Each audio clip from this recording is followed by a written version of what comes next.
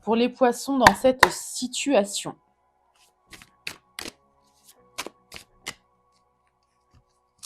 Votre point fort. Votre volonté de trouver un équilibre dans votre vie. Le fait de savoir jongler entre plusieurs choses, c'est-à-dire que vous avez peut-être une activité, des projets, un travail, peut-être une vie de famille et il vous faut jongler avec tout ça.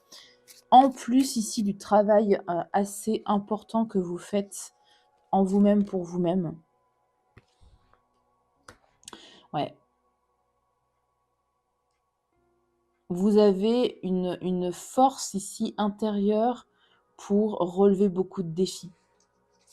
Vous arrivez à trouver un équilibre malgré les défis, malgré la lourdeur ici des énergies qui vous entourent. Ouais. La graine d'étoile, donc là c'est l'arcane majeur, c'est la carte du fou. Peu importe votre situation, visiblement elle est assez lourde. On parle de charge mentale, on peut parler aussi de charge de responsabilité, familiale, responsabilité matérielle, financière, peu importe. Vous allez le faire ce travail.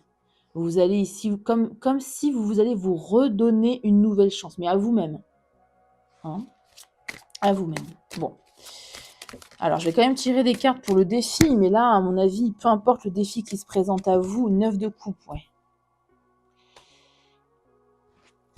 Votre challenge ici, c'est d'arriver à ce 9 de coupe, au bien-être émotionnel, au vœu émotionnel. Le 9 de coupe, c'est la carte du vœu émotionnel.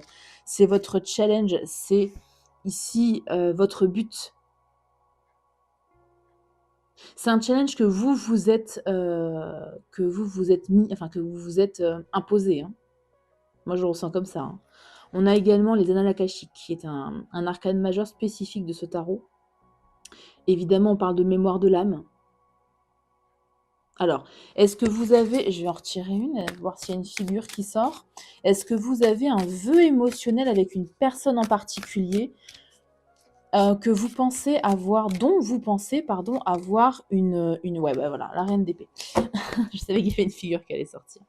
Donc, un vœu émotionnel, parce que vous savez qu'il y a un lien lié à une mémoire de l'âme.